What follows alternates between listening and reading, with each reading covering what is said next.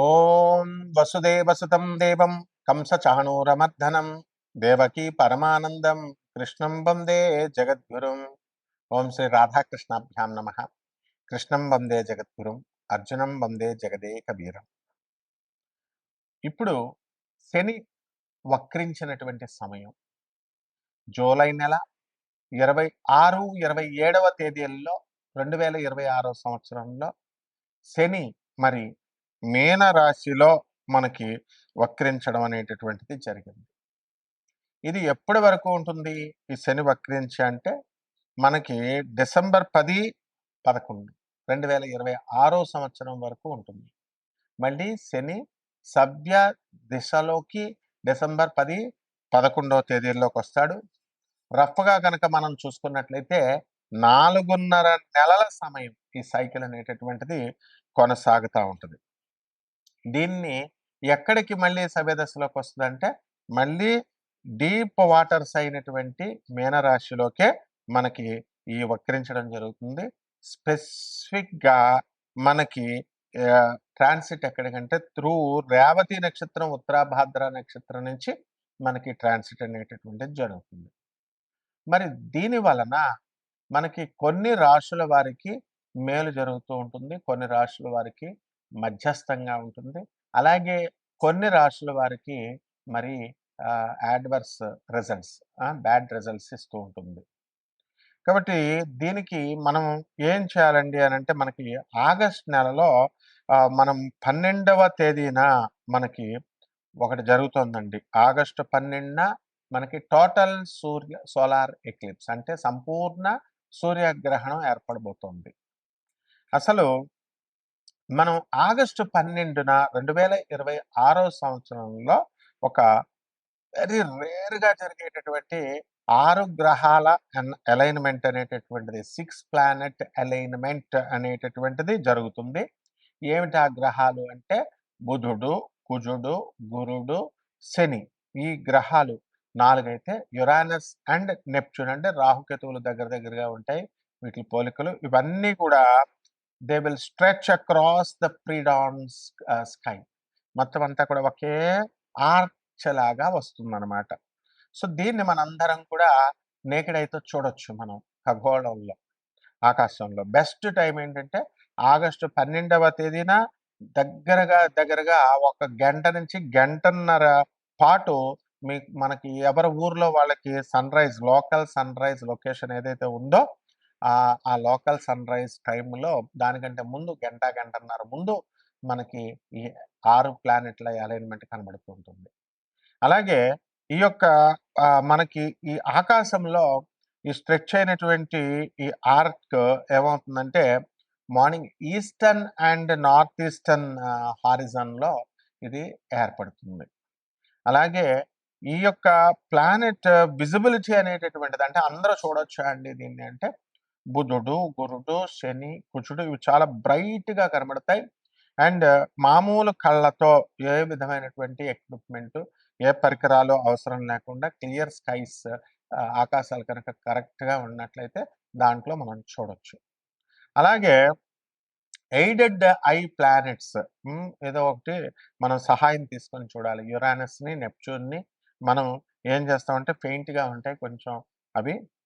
అందువలన బైనాకులర్స్ కానీ అంటే అంత కళావంతంగా ఉండవు అనమాట. బైనాకులర్స్ కానీ లేదా బ్యాక్ యార్డ్ టెలిస్కోప్ని మనం పెట్టుకొని మనం వాటిని స్పాట్ చేయొచ్చు అనమాట. అయితే ఈ రకంగా ఉన్నటువంటి ఈ యొక్క ప్లానెట్స్ అన్నీ కూడా ఆగస్టు 1 నుంచి 17వ తేదీ వరకు కూడా మనకి ఈ రవి ఏం చేస్తాడంటే కర్కాటక రాశిలో ఉంటాడనమాట. అలాగే ఆగస్టు 17 నుంచి సింహ రాశిలోకి ఈ యొక్క రవి గ్రహం వెళ్ళడం అనేటటువంటిది, ట్రాన్సిట్ చేయడం అనేటటువంటిది జరుగుతుంది. దాని వలన మనకి మేజర్ ఇంపాక్ట్స్ ఏముంటాయండి ఈ శని వక్రించడం వలన అంటే 7.5 జరుగుతుంది కదా ఏలినాటి శని కొన్ని ప్లానెట్స్కి. ఆ 7.5 ఫేజ్ జరుగుతున్నటువంటి వాళ్ళకి ఎవరికి కుంభరాశి, మీనరాశి, తర్వాత మనకి మేషరాశికి జరుగుతుంది.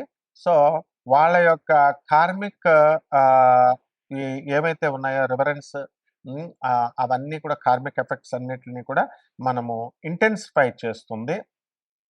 ఆ తర్వాత మనకి రెస్పాన్సిబిలిటీస్ అని కూడా మనకి బాధ్యతల్ని పెంచుతుంది. కార్మిక రివ్యూస్‌ని తర్వాత వీట్లి యొక్క బాధ్యతల్ని కుంభరాశి వారికి, మీనరాశి వారికి, తర్వాత మేషరాశి వారికి జరుగుతుంది. తర్వాత దయా ఫేజ్ అనేటటువంటిది జరుగుతుంది. అదేమిటంటే సింహ రాశిలో అండ్ ధనుస్సు రాశి వాళ్ళకి వీళ్ళ యొక్క ఎవరికైతే జరుగుతుందో వాళ్ళందరూ కూడా శనీస్ వాళ్ళ దశలు జరుగుతున్నాయో సో ఈ యొక్క స్క్రూటినీ జరుగుతుంది. శని స్క్రూటినీ దానివల్ల ఎక్స్ట్రా కాషన్ ఫైనాన్సెస్‌లో కానీ, ధన విషయాల్లో తర్వాత వర్క్ ప్లేస్ చోట స్ట్రెస్ ఇలాంటి విషయాల మీద ఎఫెక్ట్ అనేటటువంటిది పడుతుంది వీట్లి వల్ల.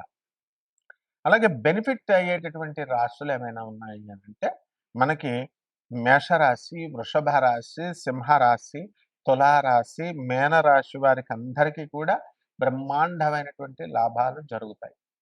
అలాగే మనకి ప్లానెటరీ ట్రాన్సిట్స్ జరుగుతున్నాయి. అది ఎవరికైతే దీనివల్ల గజకేసరి, గజలక్ష్మి యోగాలు, అలాగే బుధాదిత్య యోగాలు, ఇలాంటి యోగాలు ఎవరికైతే ఉన్నాయో వాళ్ళందరికీ కూడా ఈ యొక్క అన్లాక్ చేసి మొత్తము పాజిటివ్ షిఫ్ట్స్ వచ్చేలాగా వీళ్ళకి చేయడం జరుగుతుంది. ఈ రాశి వాళ్ళందరికీ కూడా ఎవరికైతే బుధాదిత్య యోగాలు, గజకేసరి యోగాలు వచ్చినాయో ఇంకా ఎక్కువ పెంచడం అనేటటువంటిది జరుగుతుంది. కాబట్టి మనము ఈ శని ఏలినాటి శని అని అనగానే మొత్తం అందరూ కూడా భయపడతా ఉంటారు. అలాగే శని వక్రించినప్పుడు భయపడతా ఉంటారు. కానీ కొన్ని రాశుల వారికి ఏలినాటి శని సమయాల్లో కూడా మనకి ఈ యొక్క శని వక్రించిన సమయాల్లో కూడా మనకి మంచి జరుగుతూ ఉంటుంది. ఇప్పుడు ఈ యొక్క మైనస్ ఇంటూ మైనస్ ప్లస్ అవుతుంది ఫార్ములా. అందువలన ఎవరికైతే ఈ యొక్క శని మనకి బాగుండలేదో అటువంటి వాళ్ళకి శని వక్రించినప్పుడు క్రూరగ్రహాలకి ఆ వక్రించినప్పుడు శుభ ఫలితాలు ఇస్తాయి. మైనస్ ఇంటూ మైనస్ అసలే శని ఏలినాటి శని జరుగుతుంది అనుకోండి. ఆ ఏలినాటి శని సమయంలో మళ్ళీ ఈ యొక్క వక్రించడం మైనస్ ఇంటూ మైనస్ ఏమవుతుంది ప్లస్ అవుతుంది. అందువలనే మనకి కొన్ని రాశుల వారికి కొన్ని సందర్భాలలో మనకి ఏలినాటి శని కాదు అర్ధాష్టమ శని మనకి ఈ యొక్క వృశ్చిక రాశి వారికి అర్ధాష్టమ శని జరుగుతుంది. అలాగే సింహరాశి వారికి అష్టమ శని జరుగుతుంది. సో ఈ రాశుల వారికి అందరికీ కూడా మనకి minus into minus formula apply అయ్యి కొంచెం శుభాలు జరుగుతాయి. కాబట్టి ఇవన్నీ కూడా గోచార రీత్యా మనం చెబుతున్నాము. కోటాను కోట్ల మంది కామన్ ప్లాట్ఫారం మీద మీ వ్యక్తిగత జాతకాలలో మీకు ఎవరికైతే ఈ సాఫ్ట్వేర్ ఉద్యోగాలు చేస్తున్నటువంటి వాళ్ళకి ఉద్యోగాలు పోయినాయో లే ఆఫ్ల వల్ల అటువంటి వాళ్ళకందరికీ మళ్ళీ ఉద్యోగాలు తిరిగి వస్తాయా రావా, వివాహాలు అవుతాయా అవ్వవా, చాలా సంవత్సరాల నుంచి ఫైనాన్సెస్ ఇన్వెస్ట్మెంట్స్ మనం పెట్టుబడి పెట్టి ఉంచాము, అప్పులు ఇచ్చి ఉన్నాము, ఆ అప్పులన్నీ కూడా వస్తాయా రావా, ఇవన్నీ కూడా వ్యక్తిగత జాతకాలను బట్టే చెప్పాలి. కాబట్టి ఇటువంటి వాళ్ళందరూ కూడా కావలసినటువంటి వాళ్ళు మరి అందరూ కూడా మనకి కాంటాక్ట్ చేయొచ్చు. దాని ద్వారా మనం వాళ్ళందరికీ కూడా చెప్పడం జరుగుతుంది. కొన్ని వాళ్ళకి కావాల్సినటువంటి రెమెడీస్ అన్నీ కూడా మనం చెప్పడం జరుగుతుంది. ధనుస్సు రాశి ఈ రాశి వారికి అందరికీ కూడా వ్యాపారాలు చాలా బాగుంటాయి. అయితే దయా ఫేజ్ అనేటటువంటిది ధనుస్సు రాశి వారికి జరుగుతుంది. తర్వాత దయా ఫేజ్ అంటే ఏంటి? అర్ధాష్టమ శని అందులో వక్రించున్నాడు. కాబట్టి ఈ వీళ్ళందరూ కూడా శనీస్ సెక్యూరిటీ స్క్రూటినీలో ఉన్నారు వీళ్ళు. అందువలన వీళ్ళందరికీ ఏంటి ఎక్స్ట్రా కాషన్ ఫైనాన్సెస్‌లో కానీ, వర్క్ ప్లేస్ స్ట్రెస్‌లో కానీ జాగ్రత్తలు తీసుకోవాల్సినటువంటి అవసరం వీళ్ళకుంది. అలాగే ఈ ధనుస్సు రాశి వారికి అందరికీ కూడా మనకి ఈ భాగ్యంలో ఉన్నటువంటి కేతు విదేశాలకు మిమ్మల్ని పంపించడం జరుగుతుంది. మధ్యస్థంగా ఈ శని వక్రించి 2026 సంవత్సరంన ఉండటం వల్ల మనకి జూలై 17 నుంచి మనకి బ్రహ్మాండమైనటువంటి 27 నుంచి మంచి రిజల్ట్స్ అనేటటువంటివి రావడానికి ప్రయత్నిస్తూ ఉంటుంది. కానీ ఈ యొక్క గురు, రవి, బుధ గ్రహాల కాంబినేషన్ వల్ల ఆగస్టు 17వ తేదీ వరకు కొంచెం డల్‌గా ఉంటుంది. ఆ తర్వాత నుంచి కొంచెం స్పీడ్ చేస్తుంది. కాబట్టి ఎవరైతే చిట్టి పాటలు పాడుకుంటారో నిర్వహించేటటువంటి వాళ్ళకి మీరు ఏదైనా సరే షూరిటీలు, సంతకాలు పెట్టి చేయించుకొని ఇవ్వాలి. లేకపోతే దెబ్బ తినడానికి అవకాశాలుంటాయి. అసలే గురుడు అష్టమ స్థితిగతుడై ఉన్నాడు కాబట్టి మీకు ఫైనాన్షియల్ లాసెస్ రావడానికి అవకాశాలున్నాయి. కొన్ని లాసెస్ లాగా కాకపోయినా రావాల్సినంత లాభం రాకపోవడం. ఇప్పుడు మీరు కోటాను కోట్ల రూపాయలు మీరు పెట్టుబడులు పెట్టి పాపం వ్యాపారాలు చేస్తారు. ఆ వ్యాపారాల్లో ప్రొడక్ట్స్ అమ్ముడవ్వాలి కదా! అమ్ముడవ్వకుండా ఉండడము, ఇలాంటి విషయాల వల్ల కొంచెం ఇబ్బంది పడ్డం అనేటటువంటిది జరుగుతుంది. ముఖ్యంగా బిల్డర్లు తమ ఫ్లాట్స్ అమ్మడలేదని రియల్ ఎస్టేట్ అయితే మరీ దారుణంగా ఉంది పరిస్థితి. కాబట్టి నిరాశ పడాల్సినటువంటి అవసరం లేదు. అలాగే వివాహం కానటువంటి వాళ్ళకి, ఈ ధనుసు రాశి వాళ్ళకి ఇప్పుడు వివాహం సరైనటువంటి సమయం కాదు. మీరు పెళ్ళిళ్ళు కుదుర్చుకొని మీరు పెట్టుకోవడం అనేటటువంటిది జరుగుతుంది. వివాహాలు కావనమాట. అదే విధంగా ఈ యొక్క శుభకార్యాలు అనేటటువంటిది మీరు చేయడానికి ప్రయత్నిస్తారు. అండ్ డెఫినిట్‌గా మీకు ఈ యొక్క భూములు కొనడము, ఇలాంటి విషయాల్లో మీరు సక్సెస్‌ఫుల్ అవుతారనమాట. అలాగే ఆగస్టు 2, 2026 సంవత్సరం నుంచి కుజుడు మరి మిథున రాశికొచ్చాడు. అందువలన ధైర్యంగా ఏదన్నా పని చేసి దూకుడుగా చేస్తేనే తప్ప మీకు పని పూర్తి కాదు. సినిమాలు తీయాలండి అని చాలా సంవత్సరాల నుంచి అనుకుంటున్నటువంటి వాళ్ళు ఇప్పుడు ఈ యొక్క తీయడం జరుగుతుంది. అలాగే రాజకీయ రంగంలో ఉన్నటువంటి వాళ్ళు మేము సక్సెస్‌ఫుల్ కావాలండి అనుకునేటటువంటి వాళ్ళు బ్రహ్మాండంగా సక్సెస్ అవ్వడం అనేటటువంటిది జరుగుతుంది. అలాగే కోల్డ్ స్టోరేజీల వ్యాపారాలు ఇవన్నీ కూడా మంచిగా జరుగుతాయి. ఇక రైతుల పరిస్థితులు గూడా బ్రహ్మాండంగా ఉంటుంది. అప్పులన్నీ తీసేయడం జరుగుతుంది. ఇక పరిహారాల దగ్గరకొచ్చేసరికి ఈ యొక్క ధనుస్సు రాశి వారికందరికీ కూడా గురు జపం చేసుకోండి. గురు స్తోత్రాలు చదవండి. గురుడికి కిలోంపావు ఈ యొక్క శనగల్ని పసుపు రంగు వస్త్రాలనిచ్చి పేద బ్రాహ్మణులకి గురువారం నాడు ఉదయం కరెక్ట్‌గా తెల్లవారుజామున 3 గంటలకి దానం చేసుకోండి. దశ మహావిద్యల్లో ఒకటైనటువంటి మనం తారా అమ్మవారి యొక్క హోమాన్ని కానీ, అమ్మవారి యొక్క మంత్ర జపాన్ని చేసుకోవడం ద్వారా బ్రహ్మాండంగా ఉంటుంది. సాధువులకి, అనాథలకి, వికలాంగులకి, పేదవారికి సహాయ సహకారాలు చేసుకోండి.